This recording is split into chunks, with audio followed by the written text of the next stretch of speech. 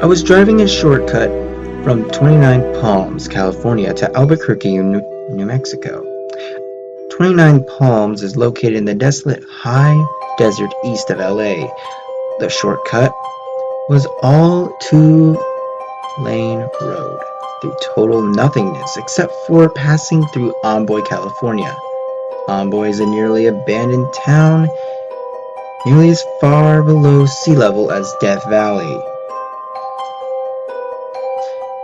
It also doesn't hurt that at this moment in time of this story being told, it is a hot spot for satanic rituals and activity. I was driving by myself in the afternoon.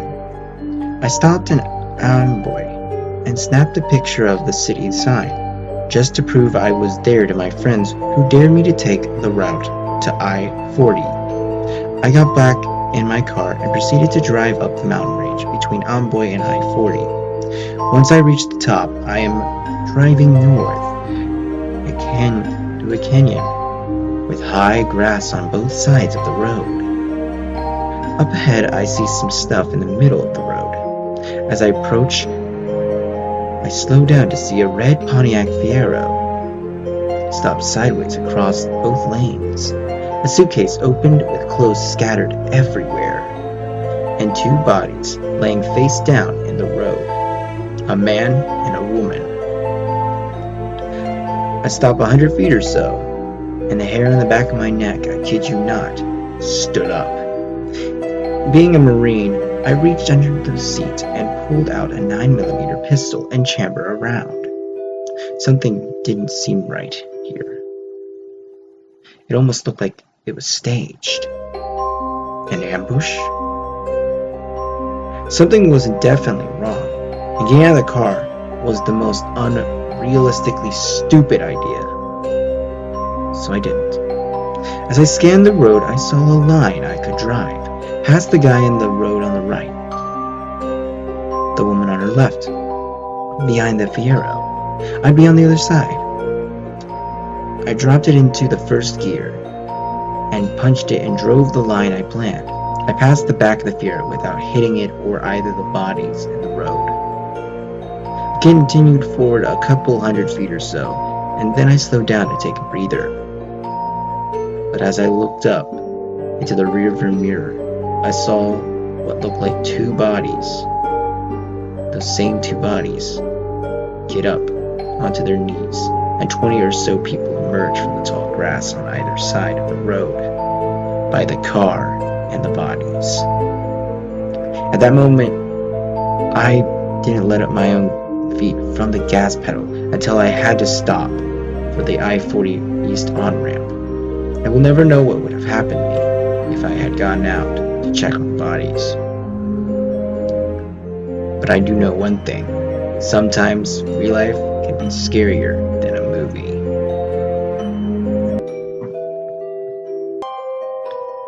A couple of years back, my best friend and I went on a road trip on the States for a music festival. We met up with some friends and saw lots of things and whatnot. One of our friends comes back home with us. He needed to get back home for school, but his buddies didn't want to head home yet. We decided to drive straight home in shifts. It took 24 hours for the full drive. Anyway, my story starts where I am driving. Night shift at about 2 a.m. or so. It is a beautiful, clear night. You know how it usually should be. Full moon, no clouds, yada yada yada. Looked like a time of a summer party night, if you ask me. While noticing all these conditions, I also noticed we had to follow a GPS on a back road and drive into a huge valley. Open fields, not another car or house in sight. It's important to note that we have not seen anyone or anything related to human presence for a few hours. Upon entering this valley, we lose our satellite signal. We have no satellite radio, no GPS, no cell signal, nada. Cool beans, right? Well, it didn't bother us for another couple or more hours. About 20 minutes after entering this valley, and after losing our connections, we come upon a bridge. We get closer, and I see a car pulled out onto the side of the road. Not uncommon. People sleep in pullouts when they can. What is uncommon is that the car is completely black from the inside. I mean, with the light of the moon, you would think we'd be able to see partially inside, right? But no, it's completely black. On closer inspection, we also notice it doesn't have a license plate. No big deal, we assumed that this was an abandoned one, out here in the boonies or so on and so forth. But until we passed that vehicle, almost immediately, its lights went on. And it pulls out behind us on the road. This is where it gets creepy. This vehicle starts tailgating us in the middle of nowhere. We can't see who is inside or anything. Again, we brush it off. Maybe he is lost, needs to follow someone, you know. It doesn't explain the windows being blacked out or the lack of license plates, however. But we're trying here.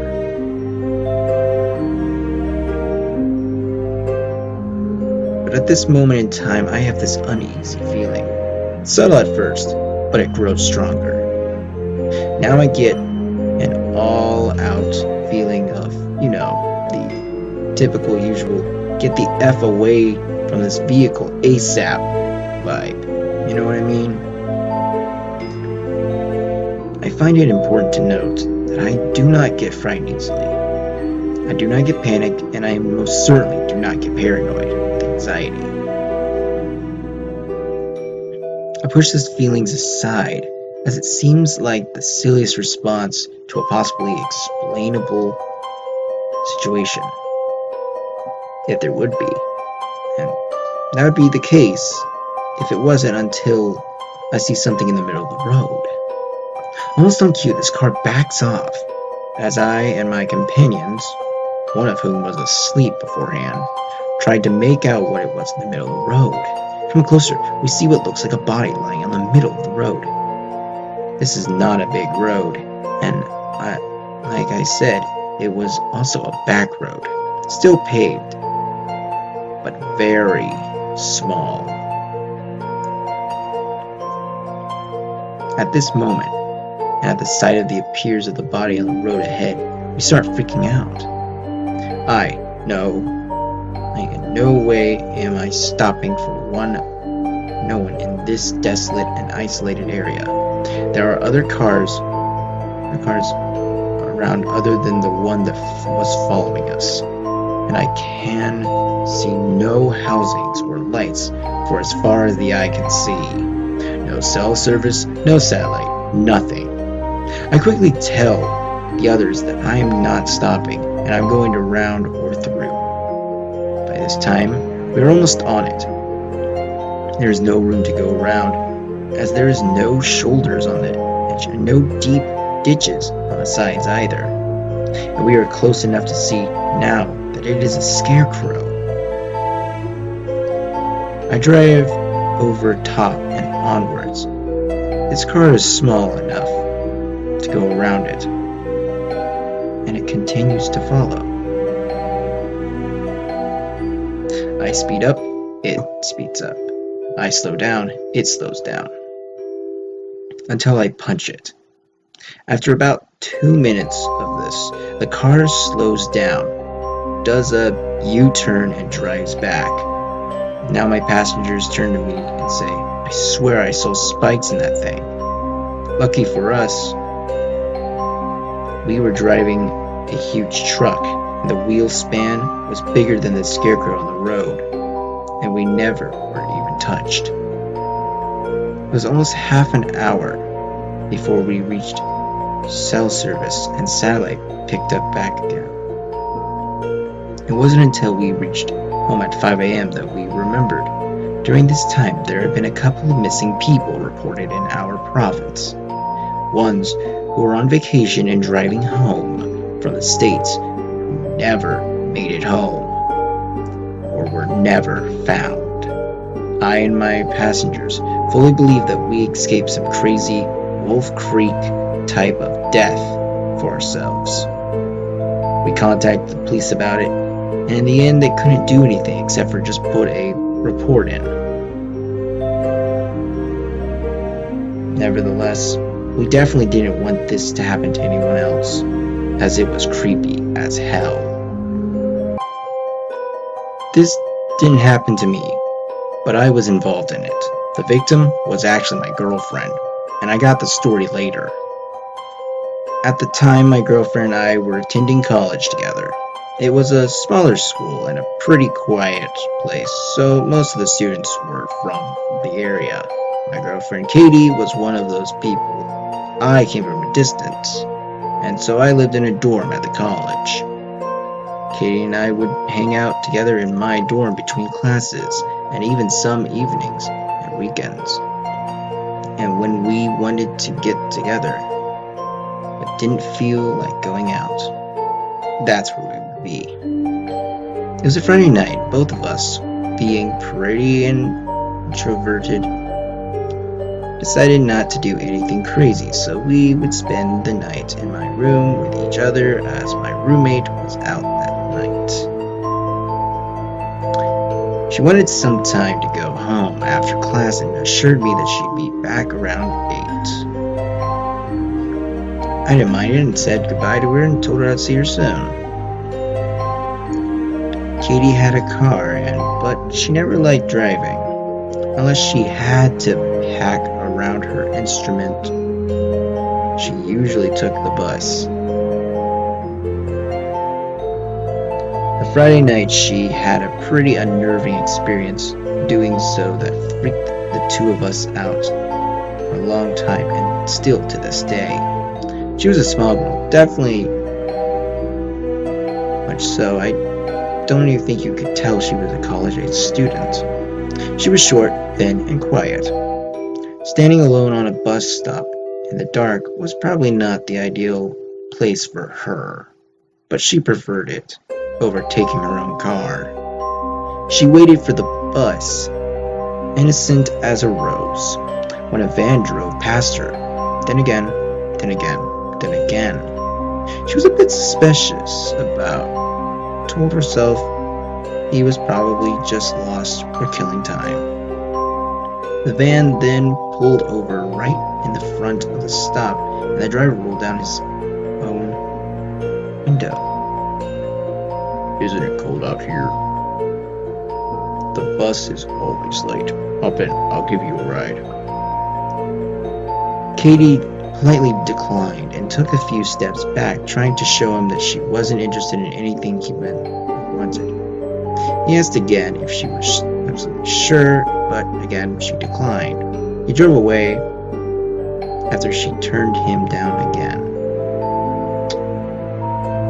The bus arrived moments later, and she was relieved to step on. To her horror, she noticed the same van right behind the bus. The van followed the bus directly, and Katie noticed and texted me and explained the situation to me. The van followed the bus directly, and Katie texted me and explained the situation to me. I could tell that she was panicking, which isn't uncommon for her. I offered to talk to her on the phone to calm her nerves, and she accepted. We talked about school and things and to get her mind off of it. Once her stop came, she felt safe enough to hang up the phone and walk a short distance to the college. When she arrived to my dorm room, she was hysterical. It took me over an hour to comfort her enough to get the story out of her. This is what she told me. The van had stopped following the bus after getting stuck at a red light, giving the bus a chance to get ahead. However, after getting off at her stop, the van sped up to her. He was driving like a maniac at this point, going at least 20 kilometers over the speed limit. bus had already pulled away when the van stopped next to her.